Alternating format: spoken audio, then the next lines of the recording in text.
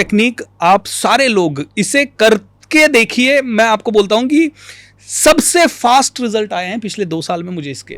खुद ही क्यों पूरा हार्ड वर्क करना है, यूनिवर्स को करने दो ना थोड़ा काम। और हमारा ही अंश है, हम परमात्मा के बच्चे हैं, भगवान के बच्चे हैं, इस यूनिवर्स के बच्चे हैं। अगर आपके पास पैसा कम आ रहा है तो प्रॉब्लम ये नहीं है कि आप देना नहीं जानते, प्रॉब्लम ये है कि तुम्हें लेने से प्रॉब्लम है। आई deserve to be super rich, and I'm here to make people rich.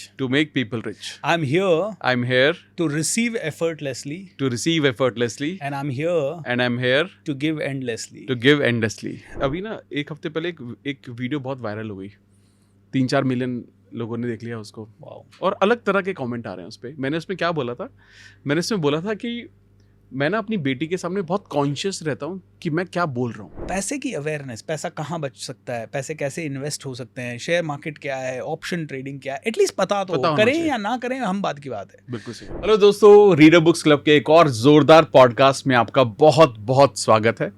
आज हमारे साथ ऐसे शख्स हैं जो कि पैसों के बारे में बहुत ज़्यादा बात करते हैं और इनकी बहुत ही प्यारी किताब है the magic of thinking rich, Bhupendra Singh Rathore ji, जिनको आप कोच BSR के नाम से भी जानते हैं। सर आपका बहुत Amit ji, thank you so much. Second podcast में आपसे मिलके बड़ा अच्छा लग रहा है। मुझे भी बहुत अच्छा लग रहा है और मुझे ऐसा लग रहा है कि कितनी सारी बातें जो हमने बिना किताब के रेफरेंस में भी कर ली हैं। और आपका प्रोग्राम भी अभी चल रहा है ये जी, और इसके ऊपर किताब है। मैं हमेशा से ये थॉट था कि मैं इस किताब के ऊपर इन डेप्थ डिस्कशन आपके साथ करूंगा जरूर, कि आपका क्या पर्पस था, आपने क्या किस सोच के साथ इस किताब को लिखा, क्योंकि इसका नाम मुझे बहुत इंप्रेस करता है।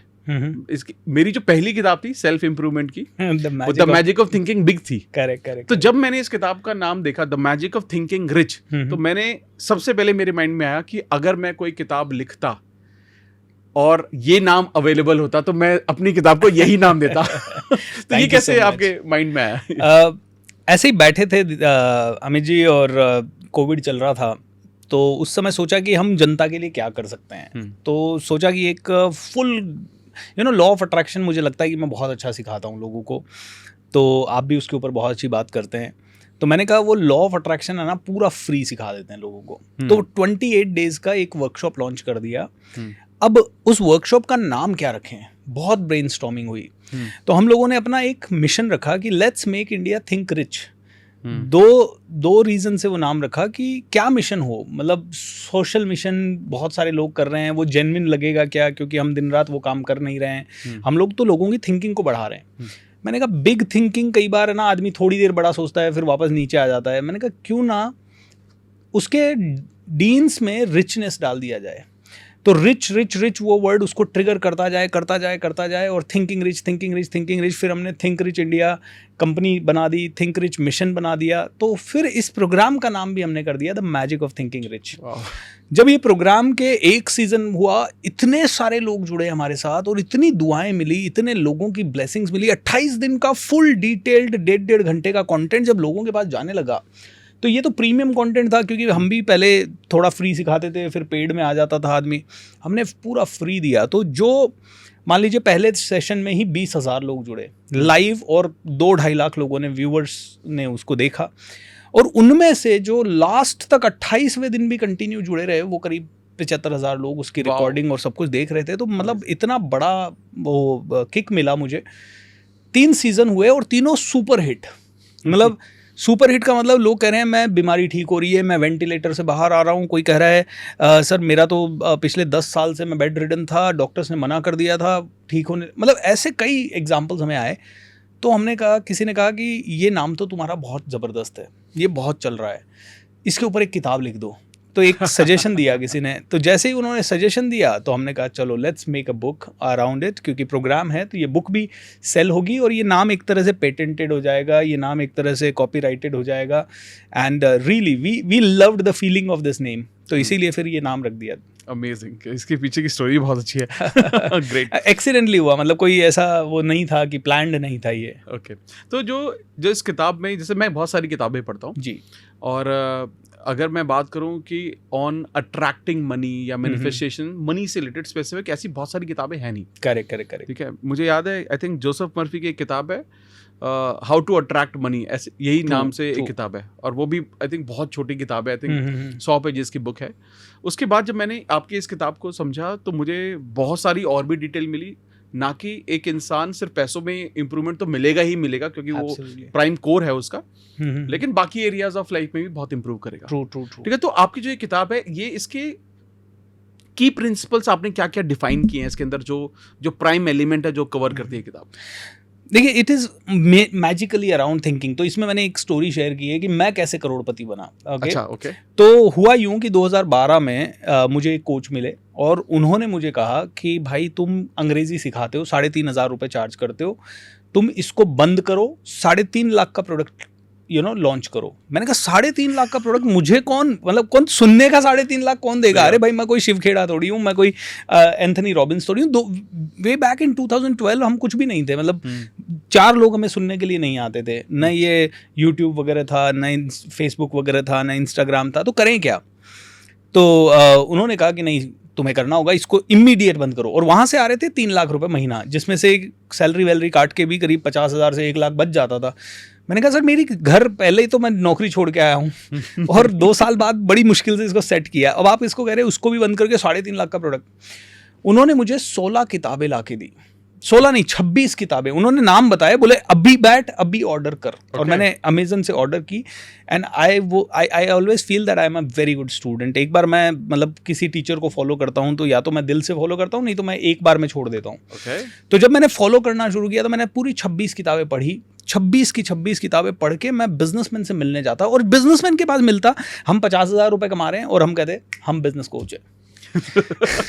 अब बिजनेस कोच मतलब मैं इस चीज़ में बिलीव करता हूँ, fake it till you make it. जो आपको बनना है, क्योंकि परफेक्ट बनने का वेट नहीं करना है।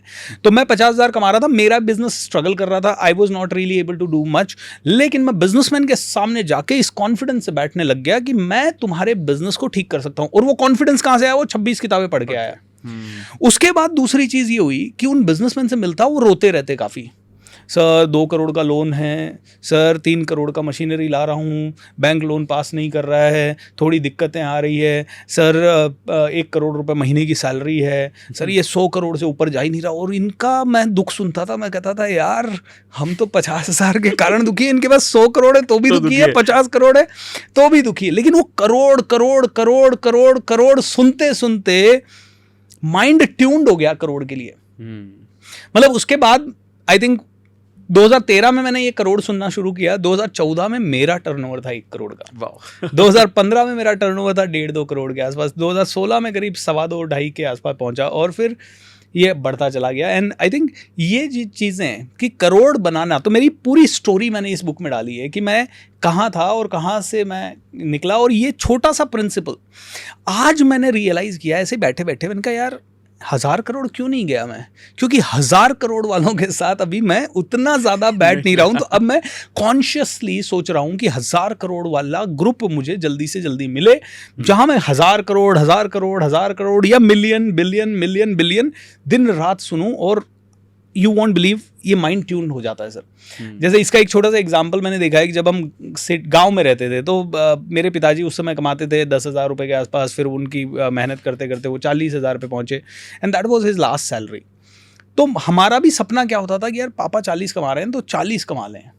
जब बड़ी सिटी में आए और देखा कि यंगस्टर कमा रहा था 25 साल का कॉल सेंटर एजेंट, 20 साल का कॉल सेंटर एजेंट, वो कमा रहा था 40, और जो सीजन्ड थे वो तो 2 लाख 3 लाख 2 करोड़ की सैलरी कमा रहे थे। तो अल्टीमेटली माइंड हो गया कि नहीं 5 लाख 50 लाख मिनिमम महीने का होना चाहिए। वो बहुत अच्छी कहावत है अमित जी की, जैसी संगत है ना वैसी रंगत है। तो ये मैजिक ऑफ थिंकिंग रिच में मैंने इन्हीं चीज़ों को, छोटी छोटी चीज़ों को बात किया है। एंड मेरा पहला ही चैप्टर है पर्पल स्टेट के ऊपर। पर्पल स्टेट मतलब पर्पल कलर जो है यूनिवर्स में सबसे ज़्यादा ऊर्जा का कलर बताते हैं, इसमें सबसे ज़्यादा हीलिंग प्रॉपर्टी बताते हैं। एंड ये कहते हैं कि वायलेट फ्लेम, अगर आप मतलब आपको एक छोटी सी प्रैक्टिस होती है लॉ ऑफ अट्रैक्शन की, कि अगर आपकी कोई भी प्रॉब्लम्स है तो इमेजिन करो there is a violet flame. Okay, आप पूरी तरह से वायलेट फ्लेम से घिरे हुए हो और आपकी सारी प्रॉब्लम्स उस वायलेट फ्लेम में जल रही है। अगर आपको ब्लेसिंग फील करनी है तो जब भी आप मेडिटेशन करने बैठो, इमेजिन करो कि ऊपर से वायलेट फ्लेम आ रही है आपके सर की चोटी से जाके आपकी बॉडी के बड़े से बड़े रोग ठीक हो जाएंगे। आप ऐसे सोचना है आपको जैसे कि आप नहा रहे हो उसमें पर्पल फ्लेम में, वायलेट कलर की फ्लेम में। तो that is what purple state means highest heightened energy की स्टेट, उसके बारे में जिक्र किया है। अमेजिंग, ये मैंने नहीं सुना था इसके बारे में अभी तक। तो ये मैंने भी नहीं सुना था। मेरे टीचर नित्य शांति हैं, बुद्धिस्ट मंक हैं, और उनका मैंने एक 3 साल 3 महीने 3 दिन का प्रोग्राम अटेंड किया था, स्पेशली तब जब मेरी भी लाइफ में सबसे ज़्यादा प्रॉब्लम्स चल रही थी 2017 में। और जब ये 3 साल 3 महीने 3 दिन का मेंटोरशिप मैंने लिया, क्योंकि दोस्तों मेंटोरशिप के बिना मुझे नहीं लगता कोई भी आदमी बहुत आगे गया है। अगर आप लोगों को लगता है कि आप बिना मेंटोर के सक्सेसफुल हो जाएंगे तो आपकी सोच बहुत गलत है। ये पॉडकास्ट, वीडियोस, बुक्स सब गाइड कर सकती है, बट इनका असली मर्म और असली हथौड़ा जो है ना वो मेंटोर से पड़ता है। तो मेरे मेंटोर ने कहा भाई कोई भी चैलेंज है ना तो पर्पल स्टेट्स मतलब पर्पल फ्लेम को विजुअलाइज कर और सारी प्रॉब्लम वहां डाल दे। अब क्या होता है कि मानो तो शंकर, ना मानो तो कंकर, वो वाली बात है। तो मान लिया तो काम करेगा, नहीं माना तो कोई बात नहीं। So great, it is great. So अब मैं थोड़ा ना आपसे अब थोड़ा सा प्रैक्टिसेस के बारे में जानना चाहूँगा। ट्रू। कि ऐसी जो आपने किताब में भी आई एम श्योर डिस्कस किया है कि ऐसी कौन से रिचुअल या प्रैक्टिसेस हैं जो किसी भी एक कॉमन इंसान को शुरू करने चाहिए टू अट्रैक्ट वेल्थ। आज मैं सबसे बढ़िया प्रैक्टिस जो मैंने पिछले 2 साल में ही सीखी है और जिसके बारे में मैंने बहुत कम बात की है उसके बारे में बात करते हैं, क्योंकि पिछले पॉडकास्ट में हमने वो किया था। सबसे ज़्यादा ज़रूरी बॉडी के लिए क्या है? खाना। हाँ। खाना अगर रुक जाए तो आदमी 10-15 दिन से ज़्यादा जी नहीं पाएगा। कोई बहुत ही योगी मुनि है तो वो 50 दिन मान लो। वाटर मैनिफेस्टेशन पे हमने अपने पुराने पॉडकास्ट में बात की थी और उसमें बहुत ही ज़बरदस्त रिस्पॉन्स आया था। अब वाटर के बिना आदमी 3 दिन रह सकता है। एक एयर मैनिफेस्टेशन होता है, दैट्स इवन, मतलब मैं जब इसके बारे में रिसर्च कर रहा था तब मेरे को लगा ओ माय गॉड, ये तो मतलब पागलपन वाला और सबसे इजी और सबसे सरल है। अब ये क्या है, बिना एयर के हमारा बॉडी कितनी देर रह पाता है? अगर आपने और मैंने सांस रोक ली तो मुश्किल से 2 मिनट, 1-1.5 मिनट, 2 मिनट, हाँ 3 मिनट, करेक्ट। कोई ज़्यादा ज़्यादा 5 मिनट रह लेगा, कोई 10 मिनट, और कोई बहुत योगी मुनि है तो वो 1 दिन अपनी सांस रोक लेंगे ज़्यादा ज़्यादा। लेकिन आई थिंक एक नॉर्मल आदमी के लिए भूखा रहना 10 दिन चल सकता है, प्यासा रहना 3 दिन चल सकता है, और बिना सांस के 5 मिनट भी नहीं चलेगा। तो एक एयर मैनिफेस्टेशन या ब्रेथ मैनिफेस्टेशन की टेक्निक, और अमित जी ये टेक्निक आप सारे लोग इसे करके देखिए, मैं आपको बोलता हूं कि सबसे फास्ट रिजल्ट आए हैं पिछले 2 साल में मुझे इसके, जब भी किया। तो क्या है ये टेक्निक? आपने ब्रीद इन किया, तो जैसे सीधा बैठे हम और हमने पूरा ब्रीद इन किया, और ब्रीद इन करते समय पेट पूरा बाहर आना चाहिए, ठीक है? अच्छा, तो जैसे स्लो डीप ब्रेथ, ओके, सांस रोकना है उसके बाद। अब सांस रुकते ही सबकॉन्शियस माइंड ना बड़ा तड़पड़ाने लगता है। इट्स लाइक आपकी सैलरी हर महीने आ रही है 4 तारीख को और अब 6 तारीख हो गई, सैलरी नहीं आई। आप मतलब एकदम से 2 दिन के अंदर ही हिल जाते हो, ये क्या हो गया यार? मेरी तो 4 को आती थी और बिना कहे आ जाती थी, 3 को ही आई, 4 के बाद तो कभी नहीं आई, आज क्या हो गया? और अगर गलती से आपको पता चल जाए कि कंपनी में उथल पुथल होने वाली, अगले महीने शायद सैलरी आए नहीं, तो और ज्यादा घबरा जाता है। तो जैसे ही हमने ब्रेथ को रोका अंदर लेने के बाद, सब कॉन्शियस माइंड बहुत ज्यादा अलर्ट हो जाता, बोला ये क्या हो गया, रुक कैसे गई है? क्योंकि आपकी और मेरी कॉन्शियसनेस के बिना उस समय हम सब कॉन्शियस माइंड को बोले भैया रिलीज। अब कॉन्शियस माइंड के हाथ में रोकना, ओके, लेते रहना तो सब कॉन्शियस माइंड का गेम चल रहा है। रोकने के लिए मैंने कॉन्शियस माइंड से रोक दी। अब सबकॉन्शियस माइंड कॉन्शियस को बोलता है अरे रोकी क्यों है भाई, इसको छोड़, क्योंकि उसको लगता है ये तो बंद हो गई, सही, अब मैं मर जाऊंगा। तो उसी time conscious mind subconscious mind को कह सकता है भैया 10 करोड़ रुपए लगेंगे। मतलब इमीडिएटली हर आदमी 10 करोड़ के लिए नहीं मैनिफेस्ट करे, लेकिन आप अगर 1 लाख कमा रहे हो तो आप 10,000 एक्स्ट्रा मैनिफेस्ट करके देखो, आपको मजा आ जाएगा। आपको लगेगा कि आपका बिलीफ बनना चाहिए। जैसे ही आपने रोकी और फिर आपने कहा I am getting a luxury car, and subconscious mind कहेगा भाई देता हूं तेरे को, तथास्तु, रोक मत इसको, बस छोड़ छोड़ छोड़ जल्दी छोड़। So it's like a game between conscious and subconscious, अपने हार्ट एंड हृदय में। और मैं आज ही सुबह किसी का कमेंट पढ़ रहा था, उन्होंने कहा सर मेरी जॉब नहीं लग रही थी, आपकी ब्रेथ मैनिफेस्टेशन मैंने की और मेरे को जॉब लग गई। कल मेरे से मिलने के लिए एक व्यक्ति आए थे, यूपी से आए थे, किसी जगह से, मुझे जगह तो याद नहीं है, और वो हमारे स्टूडियो में आए एंड ही वो शेयरिंग, सर जो आपने ब्रेथ का बताया ना, मैंने आज मेरा कोई आपसे मिलने का कोई प्लान नहीं था, मैं आपको जानता नहीं हूँ, मेरे पास आपका डायरेक्ट नंबर नहीं था, आपके प्रोग्राम अटेंड करता था, मैं ऐसे ही आया, मैंने ऐसा ही सोचा कि दिल्ली में सर का प्रोग्राम चल रहा है, क्या सर से मुलाकात हो सकती है। मैंने ये ब्रेथ मेडिटेशन किया और ऐसे ही एक दोस्त से मिलने गया तो उसने कहा हाँ मैं जानता हूँ भूपेंद्र जी को, मैं मुलाकात करवा देता हूँ, और आज मैं आपके सामने बैठा हूँ। और कल बिल्कुल समय नहीं था, बस एक प्रोग्राम के बीच में 5 मिनट की विंडो थी और उनसे मुलाकात हो गई। सो ऐसे कई छोटे छोटे मिरेकल्स आप पहले नोटिस करें और फिर देखें कि उसका मजा क्या आएगा। It's a beautiful technique of law of attraction. Amazing. So ये एक्चुअली बहुत अलग, और आपने सही कहा कि अगर वो बैटल जो है कॉन्शियस और सबकॉन्शियस के बीच की जो बैटल अगर आप जीत गए, सारा गेम तो मेरे ख्याल से यही है ना, उसी का ही है। Amazing, great. हमारी बॉडी के साथ भी वही सेम चीज़ है, मतलब अगर हमारी बॉडी एक लेवल पे काम नहीं कर रही है और उसका आपने कुछ इनटेक वगैरह रोक दिया, मान लीजिए आपने खाना कम कर दिया, बॉडी कहे कि भैया मैं फिट कर देती हूँ तेरे को, तू मेरे लिए खाना वाना थोड़ा ठीक कर। बॉडी हो सकता है अलग लेवल पे भी चले जाए, रिवेंजफुल स्टेट में भी चले जाए, तो आपको डेफिनेटली ऐसा नहीं करना है कि बॉडी को सताओ बहुत ज़्यादा। सताते ही तो फिर वो उल्टा कर देगी। सबकॉन्शियस माइंड को भी ऐसा नहीं कि सांस रोकने की प्रैक्टिस इतनी ज़्यादा कर ली है कि मतलब नाउ यू आर, वो उसके लिए नॉर्मल हो गया है। तो ये मैनिफेस्टेशन टेक्निक है। अमेजिंग। तो अभी अगर जब हम अट्रैक्टिंग मनी स्पेसिफिकली बार बात कर रहे हैं, इसी पर मैं वापस से आता हूँ। जब हम अट्रैक्टिंग मनी की बात करते हैं तो डेफिनेटली बहुत सारी चीज़ें हैं जो और भी कर सकते हो आप, है ना।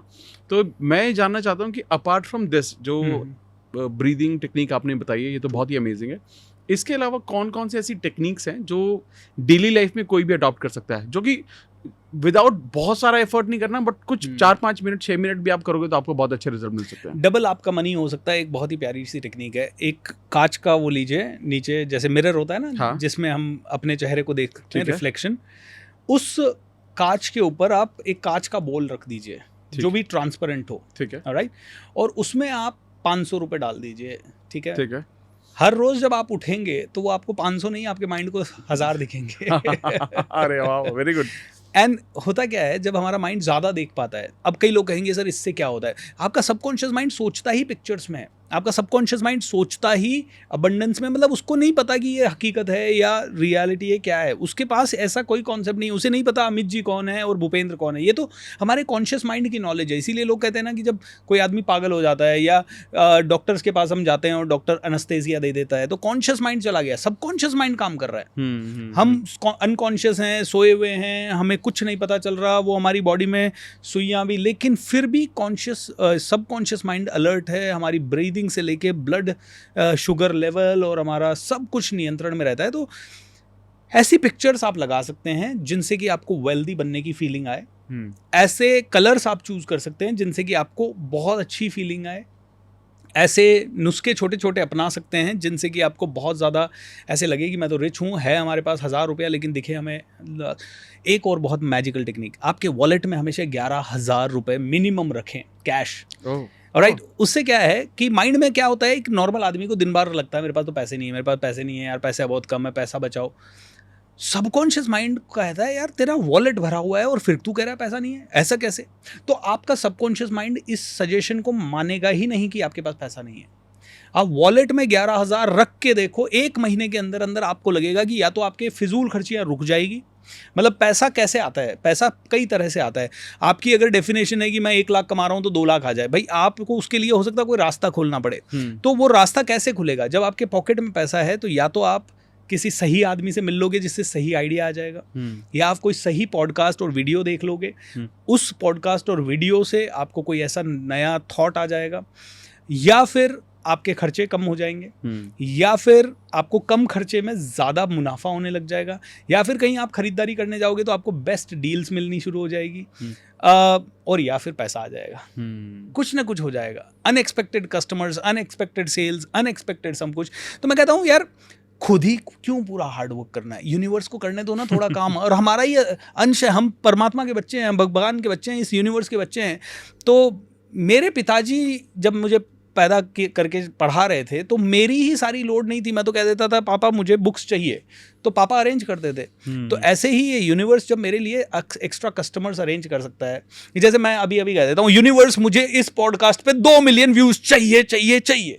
अमित जी आप बोल दो 4 मिलियन, या आप भी बोलो 2 मिलियन बोलो, 2 मिलियन, दोनों 2 मिलियन मैनिफेस्ट करते हैं, 2 मिलियन कर देते मैनिफेस्ट, राइट। हमारे लास्ट पॉडकास्ट पे करीब अभी तक शायद 800 के आसपास, 700-800 के आसपास, और रील्स पे हमारे गए हैं 3-4 मिलियन। हाँ जी, बहुत, और वो भी बहुत सारी रील्स पे गए हैं। तो लेट्स हैव पॉडकास्ट पे हम 2 मिलियन व्यू विजुअलाइज करते हैं, बोल देते हैं, यूनिवर्स को बोल देते हैं मुझे चाहिए 2 मिलियन व्यूज, नंबर 1। नंबर 2, वो 2 मिलियन लोग वो चाहिए जो जेन्युइन हो और प्रैक्टिसेस करें। और नंबर 3, इसमें से जो 50 रील्स निकले या 20 रील्स निकले या 5 रील निकले, उन पे भी हमें चाहिए हर रील पे 5-5 मिलियन व्यूज।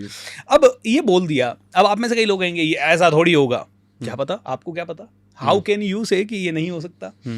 और किसने कहा कि बहुत ही परफेक्ट ही होनी चाहिए तभी वो। कई ऐसे वीडियोस वायरल हुए हैं जिनमें कुछ भी नहीं है और लोगों ने पता नहीं कैसे वायरल कर दिए है ना। अब हमें उस मोमेंट का क्या, दिवाली का टाइम है, सब घर पे मान लो फ्री बैठे हैं, तो हो सकता है वो एवरेज से एवरेज, कोविड में सब कुछ वायरल हो रहा था, लोग घर पे बैठे थे। सो यूनिवर्स से लड़ाई करते हैं, यूनिवर्स से कहते हैं भैया तेरा काम है, हमारा काम तो हमने कर दिया, अभी आपका काम है, और आपका काम हमसे 100 गुना ज़्यादा है, लाखों गुना ज़्यादा है। तो मुझे लगता है यूनिवर्स से बड़ा भाई समझ के, पिता समझ के, भगवान समझ के झगड़ा करना चाहिए हमें, और मांगना चाहिए दिल खोल के, दिल खोल के मांगो। लोग मांगते नहीं है। मेरे टीचर्स तो हमेशा कहते हैं कि अगर आपके पास पैसा कम आ रहा है तो प्रॉब्लम ये नहीं है कि आप देना नहीं जानते, प्रॉब्लम ये है कि तुम्हें लेने से प्रॉब्लम है। आप सोचिए, बचपन में हम नानी के घर जाते थे और नानी माँ 100 रुपए देती थे, पहला हम 10 बार क्या बोलते थे, नहीं। किसने सिखाया? मम्मी ने सिखाया। अच्छा, नानी ने भी सिखाया, मम्मी ने भी सिखाया, और नानी के अलावा किसी और के घर जाते और वो पैसे देते, नानी भी कहती नहीं बेटा नहीं, ले वापस दे, नहीं 5 रुपए दे दो, वो अगला 500 दे रहा है और हम कह रहे 5 दे दो, 10 दे दो, 2 रुपए दे दो, क्यों भाई? अब ये जो है ना, दिस इज लिटरली ये ना प्रोग्रामिंग है, अनकॉन्शियस प्रोग्रामिंग, जहाँ पैसा कहीं भी एफर्टलेसली हमारे पास आना चाहे तो हम उसे मना करते हैं।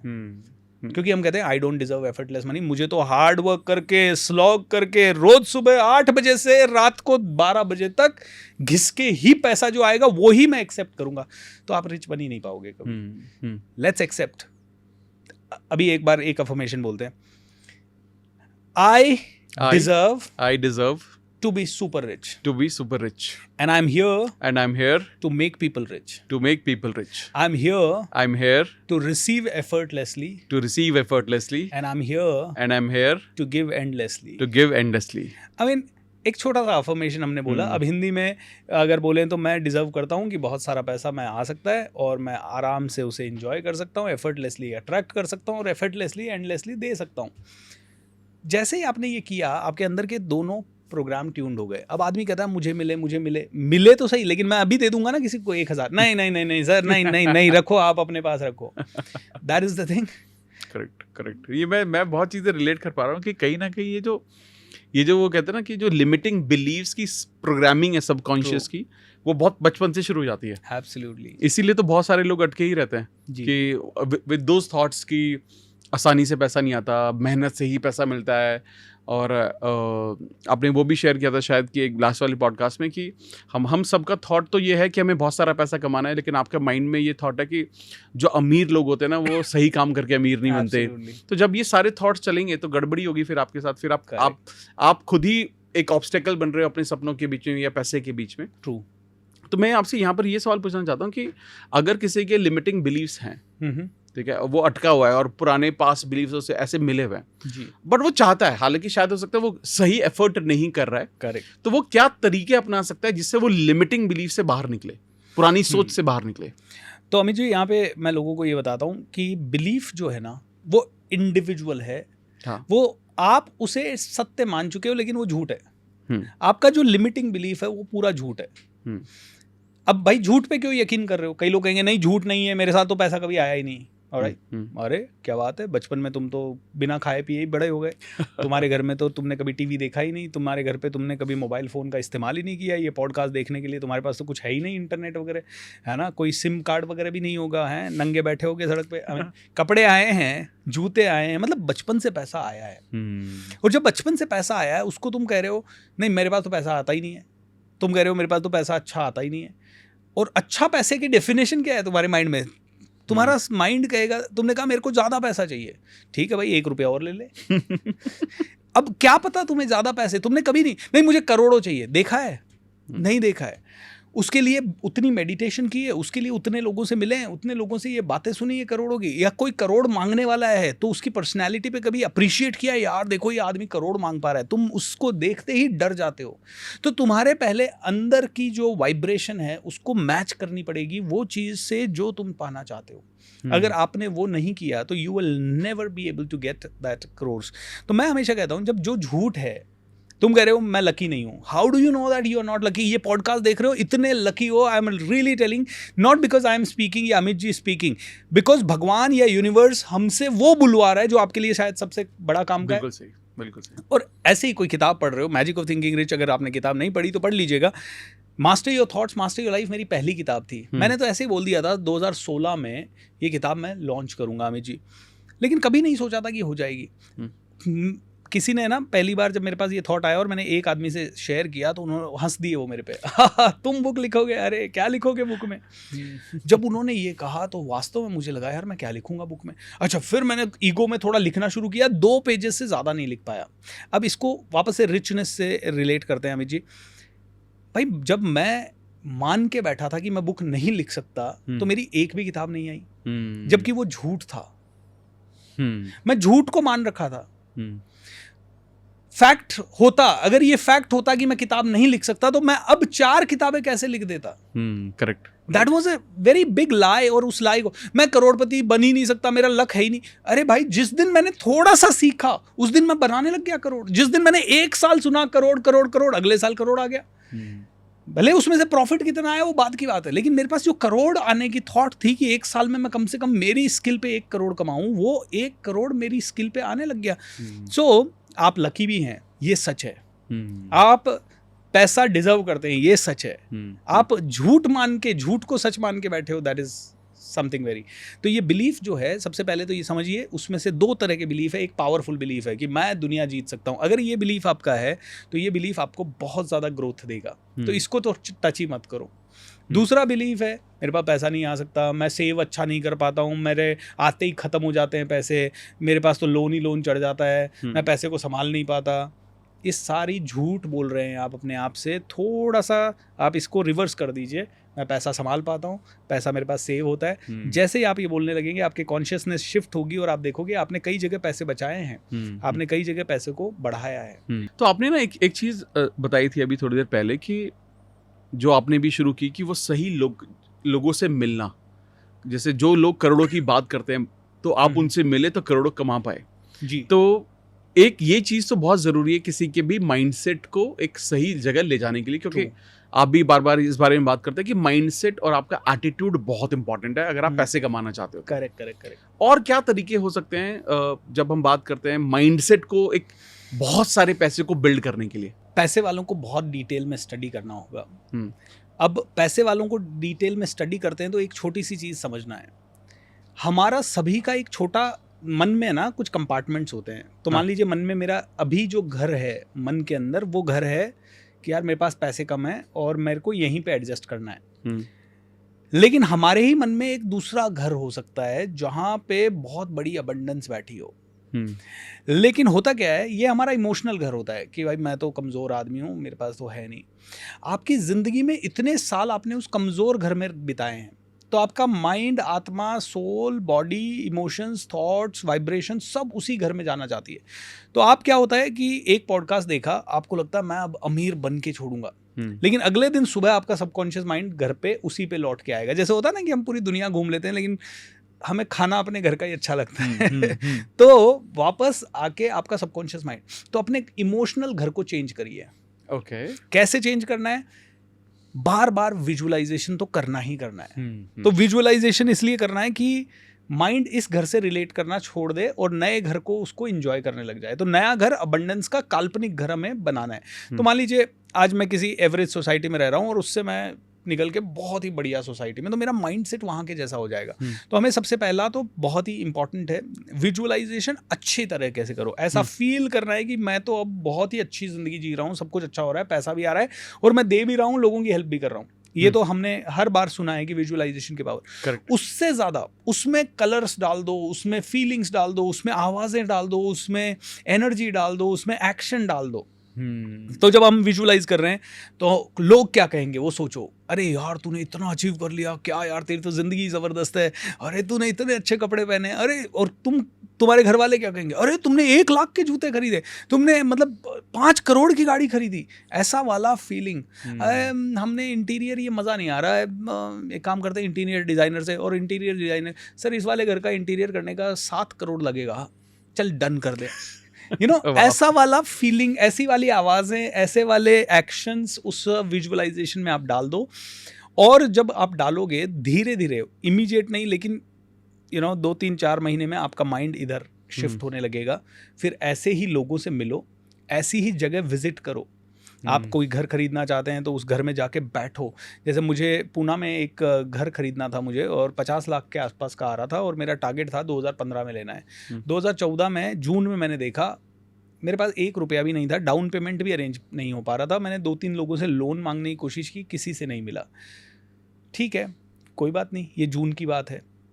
फिर अगस्त सितंबर में, अब मेरी डेट थी 12 जनवरी 2015, पैसे बिल्कुल नहीं थे। अक्टूबर के अंदर मैं एक सोसाइटी में गया, पुणे के अंदर एक बहुत प्यारी सोसाइटी है लोढ़ा बेलमोंडो करके, मतलब 118 एकड़ में फैली हुई सोसाइटी, गोल्फ कोर्स 100 एकड़ में फैला हुआ, बहुत ज़बरदस्त, मतलब आलीशान 5 स्टार सोसाइटी है। मेरा एक दोस्त उसके प्लॉट्स बेच रहा था या घर बेच रहा था, तो वो हम सबको वहाँ पे बुला रहा था। मैं जा नहीं रहा था, मैंने कहा जाऊँगा, वो कुछ बेचने की कोशिश करेगा, अपने पास पैसा नहीं है, शर्मिंदगी हो जाएगी। अब देखिए हमारा माइंड कैसे काम करता है, हम जाते नहीं हैं कई बार क्योंकि हमें लगता है हमारी शर्मिंदगी हो जाएगी। मैं नहीं जा रहा था, लेकिन वो भी पट्टा सेल्समैन था। किसी न किसी तरीके से 1-2 महीने तक उसने मेरे को बताते रहा। फिर एक दिन मैंने कहा चल चलते हैं।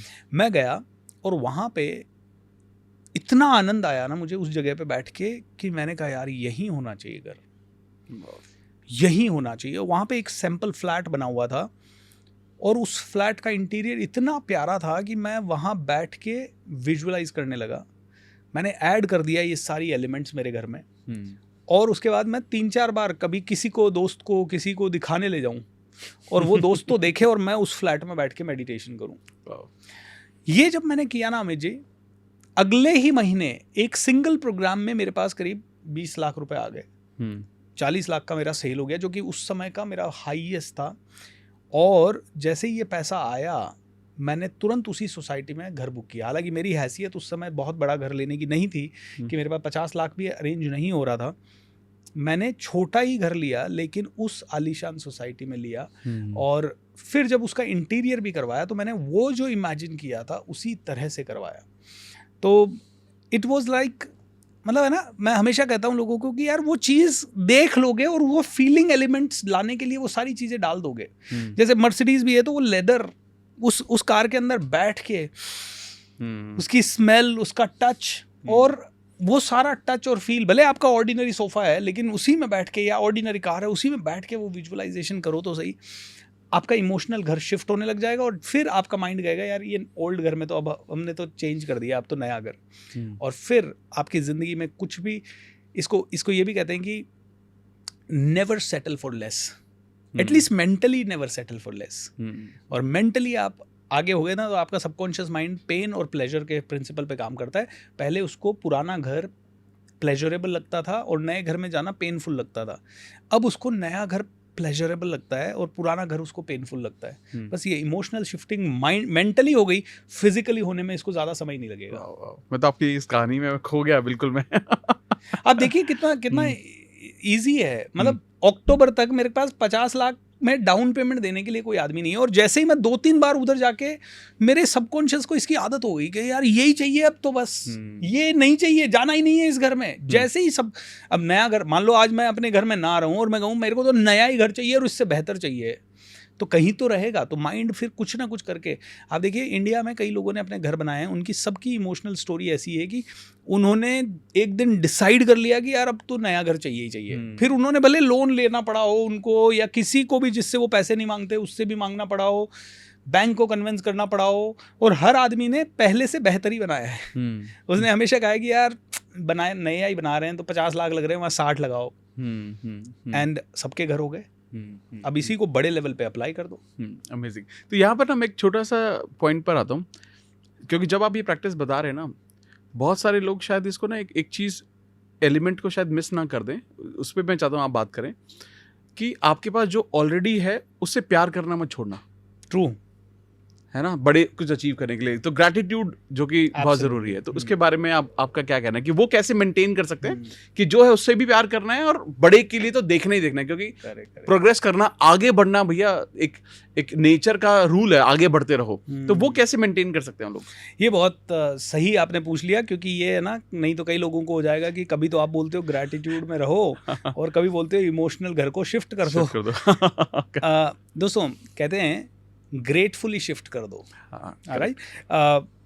आज मेरे पास नई कार आ गई तो पुरानी रिट्स कार जो मेरी थी वो भी मेरे पास है, स्कोडा थी वो भी है, उसके बाद सारी है, और आज भी उन सभी कारों से उतना ही प्यार है।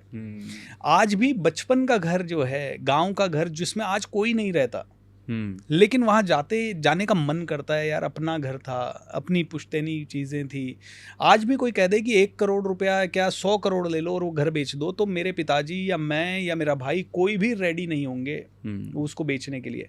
आज जो इस घर में हमारा सिटी में पहला बचपन निकला, आज हम देखिए अपग्रेड करना ये इंसान की फितरत होनी चाहिए, क्योंकि वी आर ह्यूमन बीइंग्स। जानवर अपग्रेड नहीं कर सकता, ह्यूमन बीइंग्स अपग्रेड कर सकते हैं। तो ग्रैटिट्यूड में कमी तो मतलब आप कंप्लेनिंग में आ गए, आपने अपनी वाइब्रेशन लो कर दी, आपकी वाइब्रेशन लो हो गई तो फिर आपके पास लो वाइब्रेशन की चीजें आएगी। Forget about doing something big then. तो देखिए हंसते हंसते इंप्रूव करना, everything is perfect and can be improved joyfully. So मेरा पुराना घर मुझे शिफ्ट करना है। अब सबकॉन्शियस माइंड को बेटर लग गया। एक छोटा बच्चा होता है ना जिसको खिलौने से खेलना है, लेकिन जैसे ही उसने किसी दूसरे के पास देखा बढ़िया वाला, तो वो कहेगा यार बढ़िया वाला। लेकिन मेरे बेटे के आज भी अगर सेकंड स्टैंड, मतलब जब वो 3 साल 4 साल का था, उसके भी खिलौने अगर आज मैं उससे बात करूँ ना कि बेटा अब तो तुम खेलते नहीं हो, इससे फेंक दो, नहीं। तो मतलब प्यार तो उससे भी है, राइट। लेकिन हमारे पास जब 2 हो सकती है, 2 कार हो सकती है, तो why not, you know, 2 better life styles हो सकती है, तो व्हाई नॉट। तो जैसे स्पिरिचुअल लाइफ स्टाइल से भी प्यार करो। तो सुबह मैं स्पिरिचुअल होता हूँ, दोपहर में आते आते मैं मटीरियलिस्टिक हो जाता हूँ। तो दोनों चीज़ें ठीक है अपनी जगह। किसने कहा कि गरीब स्पिरिचुअल टीचर ही होना चाहिए, मतलब स्पिरिचुअलिटी मतलब गरीबी होनी चाहिए? ऐसा तो है ही नहीं। लोग क्या करते हैं, लोगों के कॉन्सेप्ट की भाई मैं काम नहीं करूँगा ज़्यादा क्योंकि मेरे अंदर संन्यास जाग रहा है तो मेरे पास तो पैसे की ज़रूरत ही नहीं है। ऐसा नहीं है, हर स्पिरिचुअल आदमी को पैसे, अगर आप स्पिरिचुअल हो तो पैसा तो चाहिए ही चाहिए। आप कहोगे नहीं स्पिरिचुअलिटी में पैसे की ज़रूरत नहीं है, मैं तो बैठ के मेडिटेशन कर लूँगा। हर स्पिरिचुअल टीचर को ये पता है कि अगर मैं पैसे नहीं भी कमा रहा हूँ तो पैसे वाले लोग मुझे आसपास चाहिए जो मेरे कहने पे आश्रम बना दे, मेरे कहने पे। तो दोस्तों स्पिरिचुअलिटी भी पैसा मांगती है और आप पैसे को स्पिरिचुअल वे में एंजॉय करो। So be grateful with your small house, be grateful with your everything, and हंसते हंसते now we are grateful about this and we are going to be more grateful to the universe. अगर universe मुझे ज़्यादा भी देता है, और ज़्यादा क्यों चाहिए, क्योंकि जब आपके पास ज़्यादा आया और अच्छे इंसान आप हो तो आप हमेशा दुनिया के लिए अच्छा काम करोगे, आप हज़ारों लोगों को अपलिफ्ट करोगे। और एक और रीज़न से ज़्यादा चाहिए, अगर आप अपलिफ्ट नहीं भी करते हो तो आपकी सफलता को देख के अपने आप कई लोग अपलिफ्ट हो जाते हैं। बहुत सही। ये आई थिंक ये बहुत अच्छे से आपने, मतलब जो मैं इमेजिन कर रहा था उससे बहुत अच्छे से आपने इसको समझा दिया। क्योंकि कई बाई चांस आपकी विशेषता है कि हर चीज को आप इतने अच्छे से तारीफ कर देते हो। नहीं सच में, क्योंकि मैं तो ऑडियंस हूँ सर, सच बता रहा हूँ मैं आपको।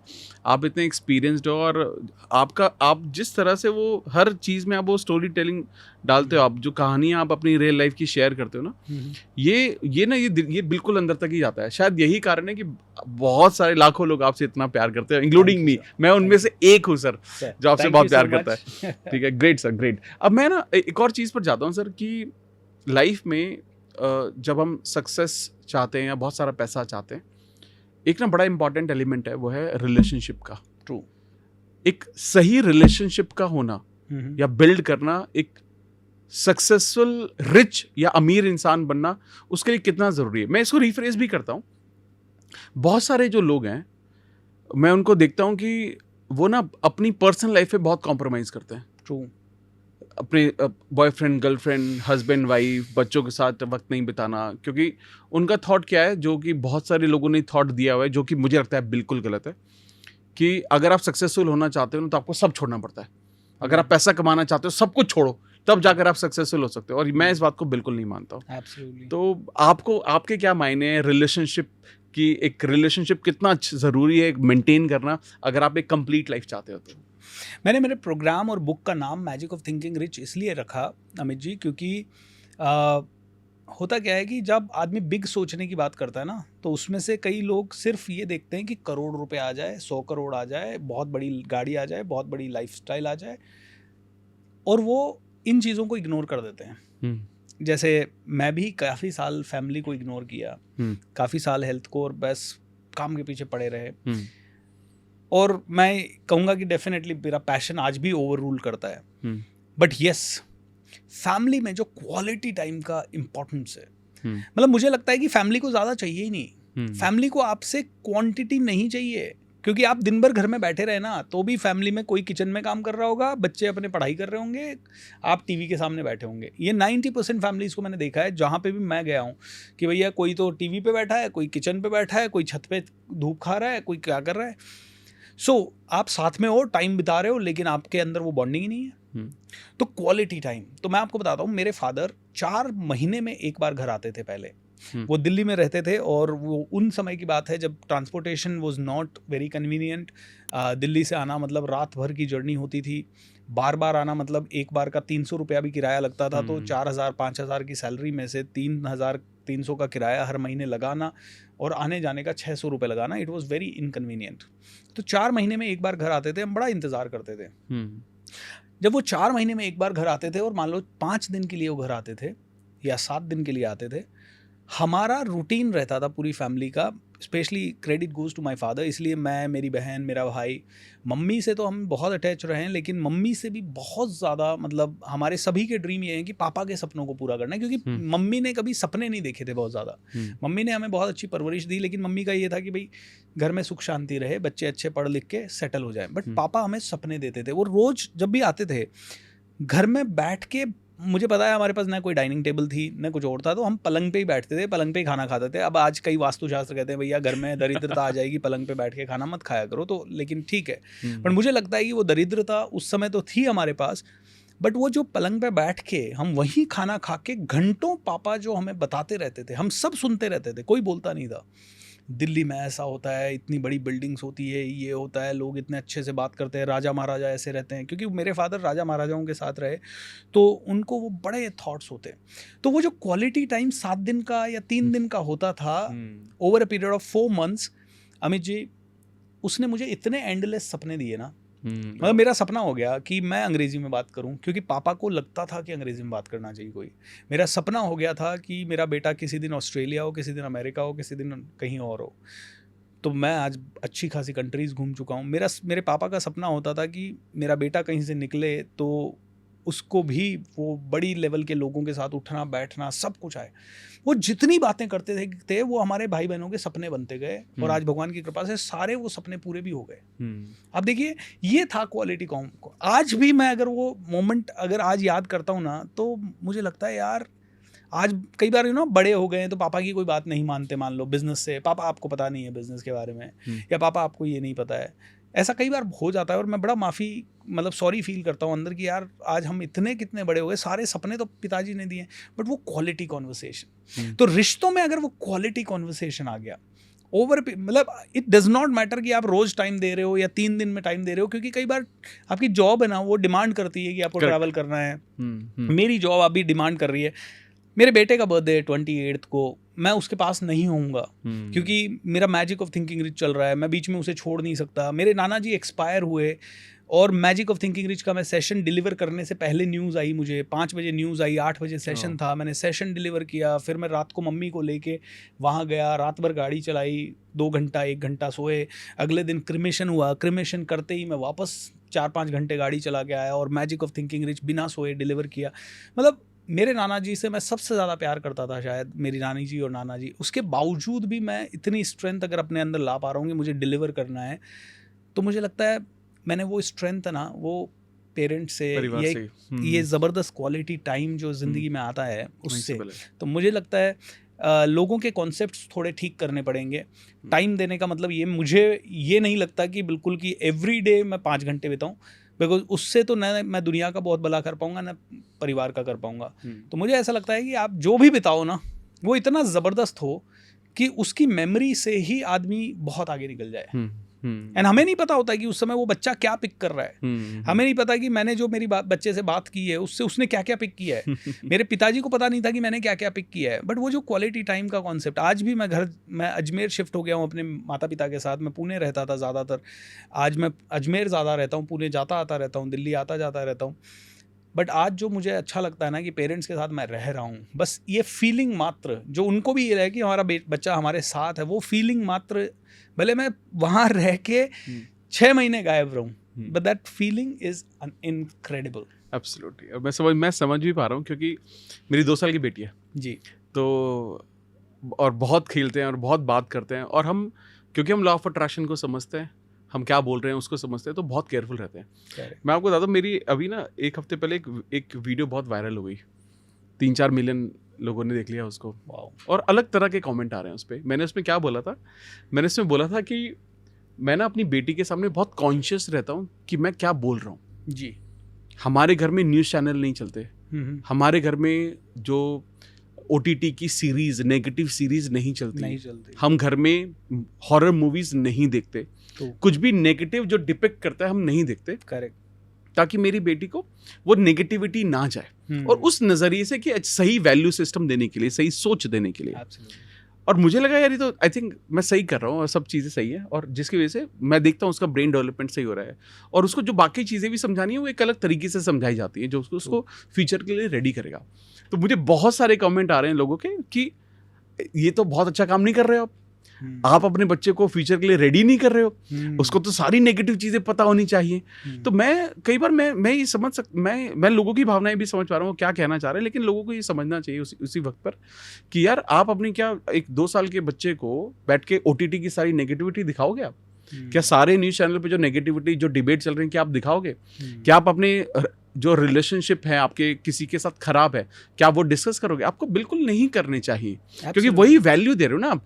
अगर फॉर एग्जांपल मैंने आज बोला यार यार मेरे बड़े भैया ने तो ये कर दिया, या मेरे छोटे भाई ने तो ये कर दिया, तुम्हारे उन्होंने ये कर दिया, हमारा बच्चा बिना उनको जज किए वही समझने लगेगा जो हम कह रहे हैं। और जितने भी लोगों ने ये कमेंट किया ना कि आप नेगेटिविटी के लिए या वर्ल्ड के लिए रिलेट नहीं कर रहे हो या उसको तैयार नहीं कर रहे हो, आप सभी का कॉन्सेप्ट को थोड़ा सा मैं माफ़ी चाहूँगा अगर अब मैं आपके बिलीफ सिस्टम को थोड़ा हर्ट कर दूँ तो, बट ये समझिए कि 8 साल तक आपके बच्चे का जो माइंड है ना वो 80% प्रोग्राम हो जाता है, और उसमें अगर आपने ये दिखा दिया कि मर्डर्स चल रहे हैं, ये चल रहे हैं, रेप्स चल रहे हैं। आज एक बच्चा 14 साल का होता है, तब तक वो पता नहीं कितने रेप्स देख चुका होता है, कितने मर्डर्स देख चुका होता है, और फिर उसी बच्चे ने से कुछ गलतियां होती है कॉलेज में, स्कूल में या बाद में, तो आप कहते हो यार इनका बच्चा बेकार है।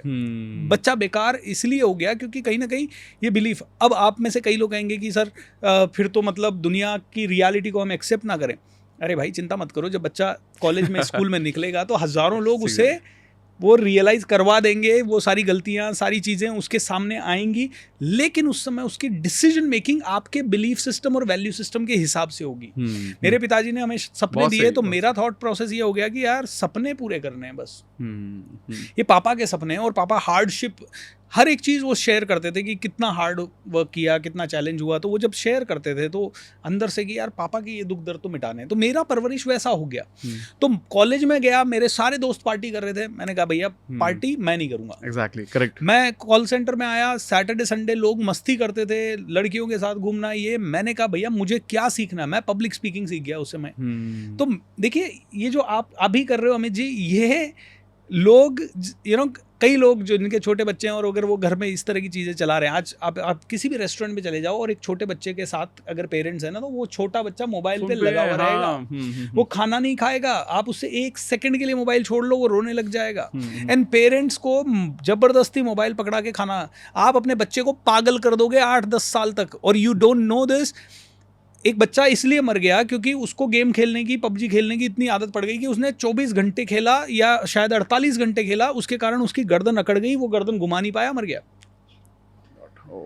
एक बच्चे ने पेरेंट्स को शूट कर दिया बिकॉज अब पेरेंट्स उस पर कंट्रोल कर नहीं पाए और सब चल रहा है घर में। तो मैं कहता हूँ सात्विक एनवायरनमेंट होना बहुत ज़्यादा ज़रूरी है, और अमित जी ने जो अपने परिवार के लिए कर रहे हैं दैट्स इनक्रेडिबल। दोस्तों आप भी अपने घर में सात्विक वातावरण को ज़रूर लेके आएँ, बिकॉज ये आपकी ज़िंदगी बदलेगा। मैं सुबह उठता था ना अमित जी, घर में भजन चलते रहते थे, मम्मी भजन चला देती थी, और आज भी याद है कि स्कूल जाते समय आँख उन भजनों से चलती थी, वही खुलती बिल्कुल थी। यही होता है, हाँ करेक्ट। और ये तो खैर हमारे घर में तो बहुत लेट आए, कोई केबल नहीं था, कुछ नहीं था। केबल मेरे घर में आया होगा जब मैं शायद 9th स्टैंडर्ड में था, तो जब से केबल आया तब से ये रूटीन रहा। 12वीं तक, कॉलेज तक पूरा याद है कि भाई सुबह उठ नहीं रहे हैं, भजन चल रहे हैं बस। और वो उठते थे तो मतलब दिन भर शांति सी रहती थी एक। और मैं भी हमेशा यही बोलता हूँ कि यार दुनिया क्या है, दुनिया हम ही तो दुनिया है, True. हम ही तो बना रहे हैं दुनिया। एब्सोल्युटली। इसलिए हमारे घर में आज भी वो कल्चर है कि सुबह उठते ही भजन, जैसा आपने बोला, वो पूरा भजन चलेंगे, हनुमान चालीसा चलेगी, सब चलेंगे। घर से बाहर कोई भी निकलेगा तो बड़ों के पैर छुएगा, वापस आएगा तो पैर छुएगा। भगवान के सामने वो भगवान मंदिर में हाथ जोड़े बिना कोई बाहर निकलता ही नहीं है। और अब सोचिए 2 साल की बेटी है, वो भी इसको पता चल गया है, मंदिर बाहर निकलने से पहले वो वो बिल्कुल पैर छुएगी, मंदिर में हाथ जोड़ेगी, सब कुछ करना है उसको। और हम तो बोलते हैं मेरे पैर मत छू भाई, बेटी है हमारी। तो लेकिन वो एक वो ना वैल्यू से आ गया कि वो हमें देख रही है। तो मुझे लगता है कि आई थिंक जो और ना ये भी मुझे लगता है ये एक अलग तरीके की अमीरी है। एब्सोल्युटली। मतलब मैं ना मेरे नाना जी नानी जी को सबसे ज़्यादा मैं उनके क्लोज रहा हूँ। दादी जी वगैरह भी बने थे। दादी जी और दादाजी मेरे, मैं छोटा था तब गुजर गए थे, मतलब शायद मैंने उनको कभी देखा ही नहीं, बट नहीं देखा ही नहीं मैंने उनको कभी। दादी जी थे, वो भी मैं 2-3 साल का 4 साल का था तब गुजर गए थे। पर दादी जी थी, मतलब मेरे फादर की दादी जी थी। तो उनको और मेरे नानी जी नाना जी को मैंने हमेशा देखा भजन भाव करते हुए। और मैं उस माहौल में रहा हूँ कि जहाँ घर में भजन चल रहे हैं, दादी दादा ये कर रहे हैं, और आई एम श्योर मैक्सिमम लोगों के। अब मैं कमांडो ट्रेनिंग करके एक ट्रेनिंग लेता हूँ, सुबह 5 बजे लोगों को उठाता हूँ और सेशन लेता हूँ। मेरे मन से कई बार ऐसी टॉक निकलती है जो मैं खुद सरप्राइज हो जाता हूँ कि मेरे मुंह से निकली कैसे। मैंने तो कभी इसके बारे में सोचा ही नहीं था कभी कॉन्शियसली। लेकिन जब मैं डीपली रिफ्लेक्ट करता हूँ, मतलब रिलेट करने की कोशिश करता हूँ, तो यार मेरे नाना जी ने ऐसी बात कभी कही थी। या जब मैं बहुत छोटा था तब वो उस बुक को पढ़ते थे और उसमें ऐसी बातें थी। भले वो बुक मैंने कभी नहीं पढ़ी थी उस समय, लेकिन उस बुक में वैसी बातें थी। एंड देन आई रियलाइज, अच्छा उस एनवायरनमेंट में रहने मात्र से आपका सबकॉन्शियस माइंड उन चीज़ों को कैच कर रहा होता है। Correct fantastic. मतलब ये तो मतलब एक्चुअली बहुत ही एनलाइटिंग हो गया। अच्छा कॉन्वर्सेशन हो गया ये। But thank you so much for this. Thank you great. तो अब मैं थोड़ा सा ना अब आते हैं, एक छोटा सा पार्ट है जो कि बहुत ज़रूरी है। किसी भी इंसान को अगर वो फाइनेंशियली ग्रो करना चाहता है जी, तो उसको पैसे को जानना भी ज़रूरी है। फाइनेंशियल एजुकेशन बहुत ज़रूरी है। तो इसके बारे में कुछ बात करते हैं कि कितना इंपॉर्टेंट है फाइनेंशियल एजुकेशन होना। It's extremely important. लोग कहते हैं इग्नोरेंस इज ब्लिस। कई चीज़ों में ठीक है, हाँ भाई हमें पता ही नहीं है अंतरिक्ष में कैसे जाना है, तो हम जाने की सोचते भी नहीं है, तो हम खुश हैं। ठीक है, जिस दिन हमारे पड़ोस के 4 लोग चले जाएंगे हम भी कहेंगे अंतरिक्ष में जाना है। ठीक है, तो जब तक नहीं पता। लेकिन आज सबको पता है कि पैसा चाहिए, और उसके बाद भी अगर आप उसके बारे में नॉलेज नहीं ले रहे हो तो आप, मैं कहूँगा कि इट्स ए स्टुपिडिटी, ये इडियोटिक बिहेवियर है। जो ज़िंदगी के लिए सबसे ज़्यादा ज़रूरी है उसके बारे में नॉलेज ही ना हो, सच में उसके बारे में अवेयरनेस ही नहीं हो। अब पैसा कैसे कमाना है, मुझे तो आज लगता है, आज मैं एक व्यक्ति के साथ बैठा था जिन्होंने 33 साल की उम्र में एक अपनी, मतलब 10-12 साल पहले कंपनी बनाई, 33 साल की उम्र में 100 करोड़ रुपए में उसको बेच दी। अब हमें ये पहले तो पता हो कि कंपनी बनती कैसे है और फिर उसे बेचते कैसे, ये दोनों चीज़ें पता हो। अब जिसको पता ही नहीं है वो कंपनी बना रहा है और उसी में स्ट्रगल लगा हुआ है। अरे भाई, एग्जिट भी पॉलिसी होती है कोई।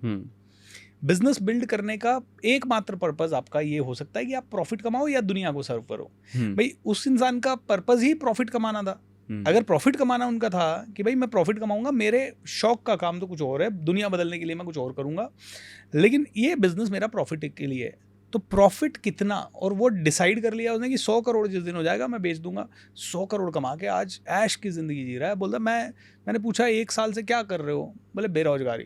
बोले सुबह 9-10 बजे उठता हूँ, ड्राइवर रख रखा है, वो बच्ची को स्कूल छोड़ देता है, जब मैं सो के उठता हूँ 1-आधे बजे 1-1:30 बजे खाना वाना खाता हूँ, फिर टीम को एक फ़ोन कर लेता हूँ, भाई आज मेरा कोई पॉडकास्ट कोई है तो ठीक है, नहीं तो फिर मैं वापस अपने घर वालों के साथ लग जाता हूँ।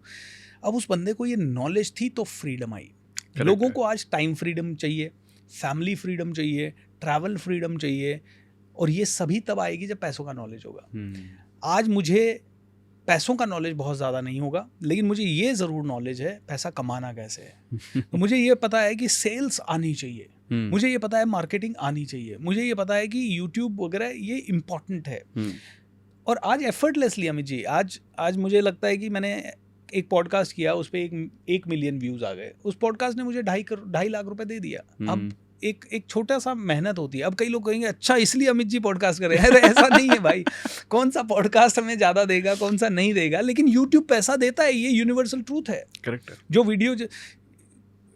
वीडियो जितना चलेगा, तो पैसे की अवेयरनेस, पैसा कहाँ बच सकता है, पैसे कैसे इन्वेस्ट हो सकते हैं, शेयर मार्केट क्या है, ऑप्शन ट्रेडिंग क्या है, एटलीस्ट पता तो हो। करें या ना करें हम बात की बात है। बिल्कुल सही। फॉरेक्स ट्रेडिंग में बनता भी है, नहीं बनता है, कितने लोग बना सकते हैं, उसमें बनने के लिए कितना समय देना पड़ सकता है। लोग सोचते हैं मैं तो चला जाऊं शेयर मार्केट में और रातों रात अमीर हो जाऊंगा। अरे रातों रात अमीर होने के लिए आपको 10 साल उसमें दिन रात एजुकेशन लेनी होगी।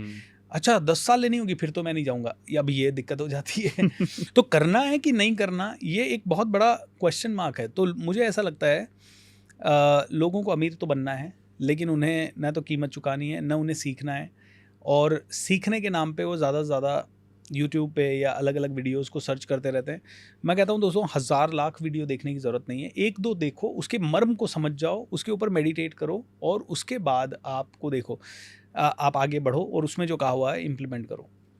बस अगर ये कर लिया तो थोड़ी बहुत नॉलेज हो जाएगी। और अगर एक और चीज़, इंटरेस्ट ही नहीं है नॉलेज लेने में, तो ऐसा इंसान से पार्टनरशिप कर लो जिसको पूरी नॉलेज हो। सही है। That's important. Amazing, good. चलिए ग्रेट। तो मजा आ गया अभी तक तो बात करते करते। अब मैं ना आपसे जानना चाहूँगा कि जब आप अपनी खुद की फाइनेंस की नॉलेज को इंक्रीज करते हैं, तो आई एम श्योर जैसे आप तो बहुत सारी किताबें ही पढ़ते हैं, तो ऐसी किताबें जो आप लोगों को रिकमेंड करना चाहेंगे, जो लोगों को पढ़नी चाहिए अपनी फाइनेंस के ऊपर नॉलेज को, ग्रिप को बढ़ाने के लिए, या attracting money, including your book, जो आपकी किताब है? मैंने एक किताब लिखी है, sell and grow rich. Okay. तो सेल्स का नॉलेज मैं कहूँगा सबको होना चाहिए। जिग जिगलर की एक किताब है, जिगलर ऑन सेलिंग। ऐसे ही मूवी की बात करता हूँ मैं, तो वुल्फ ऑन वॉल स्ट्रीट, ये मूवी लोगों को देखनी चाहिए। रॉकेट सिंह मूवी लोगों को देखनी चाहिए। लोगों को हर्षद मेहता की जो सीरीज़ है, कौन सी, स्कैम 1992 समथिंग, है ना, वो सीरीज़ मैंने देखी, वो बहुत अच्छी है सीरीज़। एक मनी हाइस्ट करके सीरीज़ है, जिसमें एक, भले वो चोर हैं या वो डाका डाल रहे हैं, प्रोफेसर साहब है, उनका कैरेक्टर आपको देखना चाहिए। वो कैरेक्टर ऐसा है जहाँ कितना मेटिकुलस प्लानिंग, कितना ज़बरदस्त टीम बिल्डिंग, कितना ज़बरदस्त पीपल बिहेवियर, इमोशनल इंटेलिजेंस, ये अगर लोग देखें तो देखें। जब मैंने पैसे की इंटेलिजेंस ली तो मैं कई सारी डॉक्यूमेंट्रीज देखता हूँ। जैसे डोनाल्ड ट्रंप की एक डॉक्यूमेंट्री है जो कि Trump an American dream.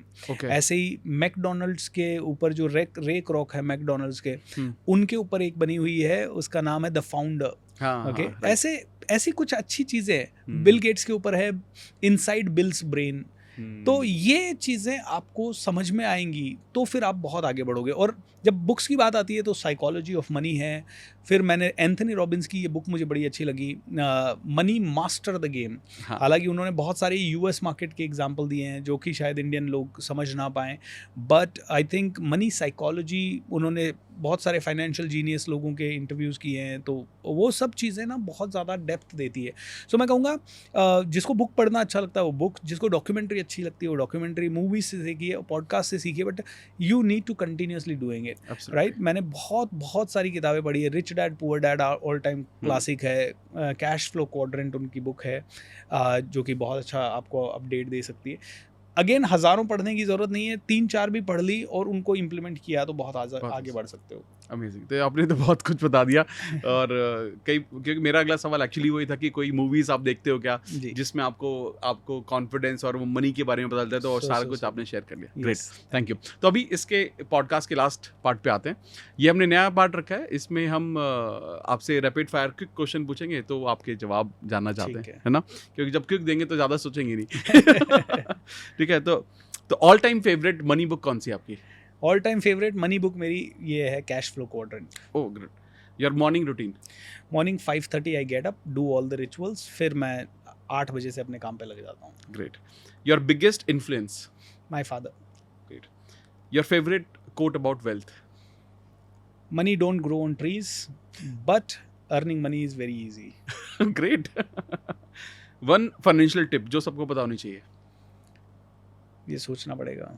One financial tip जो सबको पता होना चाहिए, मेरे हिसाब से सबसे इम्पोर्टेंट फाइनेंशियल टिप तो यही है, take lot of risk but calculative risk. Okay great. Hobby जो आपको रिलैक्स करने में हेल्प करती है। Reading books. ग्रेट। सक्सेस को एक वर्ड में डिफाइन कीजिए। Being with lot of friends and laughing and enjoying. एक वर्ड तो बड़ा मुश्किल हो जाएगा, एक वर्ड मैं कह सकता हूँ, शांति। शांति, गुड। आपकी लाइफ का मोटो क्या है? To serve as many people as possible because I really want to make this world a better place to live in. Great. Best piece of advice जो आपको मिली है आज तक। When you support the world selflessly, the whole universe supports you endlessly. Amazing, ये मुझे बहुत पसंद है जो आपने शेयर की, पहले भी शेयर किया आपने। Great. Worst piece of advice. Don't become trainer because you will not be able to become because you are not good in communication. तो मैं यही कहूँगा कि आप जो हैं जैसे हैं वहाँ से क्रांति लिख सकते हैं। मुझे कुछ टीचर्स ने ये भी ड्रीम्स भी दिए, लेकिन कुछ टीचर्स ने यही कहा कि नहीं कर सकते। मैं तो कहता हूँ भैया, आप अगर मेरा हौसला बढ़ा नहीं सकते ना, तो मेरा हौसला तोड़ने का अधिकार तो मैंने आपको बिल्कुल नहीं दिया। Amazing, great. तो आपको रोज़ क्या इंस्पायर करता है? रोज़ मुझे मेरे पेरेंट्स ही सबसे ज़्यादा इंस्पायर करते हैं, क्योंकि मैं आज भी देखता हूँ कि उनके सपने मेरे लिए सब कुछ है। मुझे पता नहीं है कि मैं अपने सपनों के लिए कभी जिया भी हूँ या नहीं, बट उनके सपने मेरे लिए बहुत ज़्यादा मैटर करते हैं। Amazing, very good. आपकी बेस्ट इन्वेस्टमेंट क्या रही है आज तक? Financial investment. फाइनेंशियल इन्वेस्टमेंट तो मेरी प्रॉपर्टीज़ ही रही हैं। Okay great. तो आपकी favourite movie about success? Indian movies, अगर मैं मोटिवेशन के बेस पे बात करूं तो मुझे ये भाग मिल्खा भाग या मैरी कॉम जैसी मूवीज़ या आनंद कुमार सर की सुपर 30 जैसी मूवीज़ बहुत अच्छी लगती हैं। बट अगर मैं मनी मेकिंग से बात करूं तो wolf of Wall Street and Trump and American dream, the founder, जिनके बारे में मैंने बात की। Great, amazing, great. आपके फेवरेट ऑथर कौन से? मैंने बहुत सारी किताबें पढ़ी है ओशो की, so I love reading Osho. I love reading एक हिंदी के ऑथर हैं जिन्होंने किताब की सीरीज़ लिखी है महासमर, नरेंद्र जी कोहली। मुझे उनकी हर बुक बहुत अच्छी लगती है। अरे great, amazing. I love reading Hindi more. तो उस किताब में क्या है, किस बारे में लिखते हैं? महासमर पूरा एक सेट है महाभारत के ऊपर। अच्छा, okay. जो भीष्म पितामह के जीवन से लेके महाभारत के अंत तक का सब कुछ उसमें है। एंड ये 9 बुक्स का एक सीरीज़ है जो करीब 4,500 पन्नों की है। जब मैंने पहली बार इसको देखा तो मैंने कहा मैं पढ़ता हूँ। इस बुक ने मुझे कॉल किया और मुझे इतना इंटरेस्ट आया कि मैं छोड़ नहीं पाया। 3.5 महीने लगे मुझे इनको पढ़ने में, but I finished it. And मुझे आज भी उनसे बहुत अच्छे टॉक्स के रेफरेंस मिलते हैं। तो Narendra Kohli ji one of the best authors जिनको मैंने पढ़ा है। अमेजिंग, हिंदी राइटर हैं। हिंदी राइटर और भी अच्छा है, तो हमारी ऑडियंस सारी हिंदी है तो उनको पसंद आएगा। हाँ। ग्रेट। तो आपका बेस्ट प्रोडक्टिविटी हैक क्या है? एक चीज़ अनाउंस कर दो पूरी दुनिया को, एक टारगेट ले लो। अच्छा। या फिर कहीं पे ऑलरेडी पैसा डाल दो, उसके बाद आपकी बॉडी, आपका माइंड, आपकी आत्मा आपसे करवा लेगी। ग्रेट। भाई ये मैं भी बहुत बिलीव करता हूँ। ग्रेट। एक चीज़ जो आपकी बकेट लिस्ट में जो आपको करना बाकी है? एवरेस्ट पे जाना। अरे वाह, ग्रेट। हाँ, मैंने माउंटेनियरिंग के कोर्सेज किए हैं और जा इसलिए नहीं रहा हूँ क्योंकि एवरेस्ट का नाम लेते घर वाले ऐसे डर जाते हैं भयंकर। और सच बोलूँ तो मैं भी बहुत, मुझे ऐसा लगता है कि अच्छा काम कर रहा हूँ, कई लोगों की ज़िंदगी बदल रही है मेरे काम से। तो वहाँ पे जाने में थोड़ा 1% जो फियर है वो डेथ तक का फियर हो सकता है। तो मुझे ऐसा लगता है कि is it the right time और नॉट, तो इसीलिए वो एक बहुत बड़ी डिज़ायर है। Amazing. So what do you think about reader books club? It's awesome. I've heard many books. In fact मैं आपको बताऊंगा, शुरू में मैं बहुत सारी टॉक्स देता था।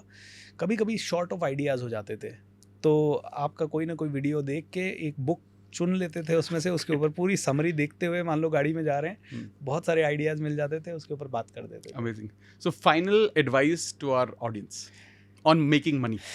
ऑन मेकिंग मनी पहले तो मैं ये एडवाइस दूंगा कि इस पॉडकास्ट को फैलाओ, और ये पॉडकास्ट और ऐसे कई सारे पॉडकास्ट अमित जी ला रहे हैं, उनको आप देखो। नंबर 2, मनी की जो एडवाइस उन्होंने पूछी, मेरी एडवाइस मनी के ऊपर यही है कि भाई सबसे सफल लोग हैं जो मनी के ऊपर बात करते हैं, उनके सर्कल में चले जाओ। और बुक्स ना भी पढ़ो तो चल जाएगा, बट उस सर्कल में होना आपके लिए इतना ज़्यादा अनिवार्य है। और उस सर्कल में जाने के लिए छोटा मत सोचना कि उस सर्कल में अरे बैठेंगे 5 स्टार होटल में डिनर होगा 2,000 लग जाएंगे एक साथ, अरे उनका कोई मेंबरशिप फीस होगा 50,000। छोटा सोचोगे तो छोटा ही पाओगे। मेंटोर बना लो और फिर देखो कहाँ से कहाँ पहुँच सकते हो। Amazing, so thank you so much sir, बहुत मजा आया अमित आज जी, वापस से as usual, I mean really आपके सवाल इतने प्यारे होते हैं कि बात करने का मन करता है, क्योंकि कई जगह लोगों के सवाल बिल्कुल बेसिक होते हैं कि आपकी जर्नी के बारे में बताओ, तो फिर मैं भी बोर हो जाता हूँ कि मेरी जर्नी, आई थिंक आपका ही पॉडकास्ट 2 ऐसे हैं जिसमें मेरी पर्सनल जर्नी के बारे में किसी ने पूछा नहीं। क्योंकि अदरवाइज फिर वही होता है कि बचपन में ऐसा था, फिर यहाँ आए, फिर आपने कैसे शुरू किया, वो सब चीजें होती है, तो वो बड़ी बोरिंग सी हो जाती है। So it's very interesting. Great sir. तो मुझे वापस से आई थिंक हम 2 पॉडकास्ट हमारे चैनल के लिए रिकॉर्ड कर चुके हैं। आई थिंक आपके वाले के साथ मेरे वाले के लिए भी हम तो हमारे काफी ऐसे 3-4 डिस्कशन हो गए हैं, और मुझे हमेशा कुछ ऐसा लगता है कि मैं कुछ नया सीख रहा हूँ आज आपसे, और कुछ नया सीख कर जा रहा हूँ सर। मैं तो इतना ही कहता हूँ कि मेरा आपकी कृपा से सब काम हो रहा है।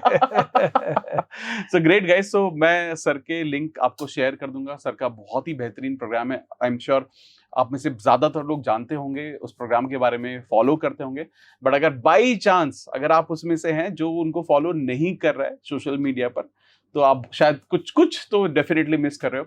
आप उनको जरूर फॉलो कर लेना। इनका मैजिक ऑफ थिंकिंग रिच, जो इस किताब पर जो हमने डिस्कस किया है, उसके ऊपर पूरा का पूरा 28 डेज का प्रोग्राम है। आप उसको जरूर फॉलो कर लेना, और इनको सोशल मीडिया पर, इंस्टाग्राम पर भी आप फॉलो कर लीजिएगा, यूट्यूब पर सब्सक्राइब कर लीजिएगा। और अगर आप चाहते हैं हम ऐसे ही किसी बेहतरीन ऑथर को अपने पॉडकास्ट पर लेकर आए, तो हमें कमेंट करके जरूर बताना।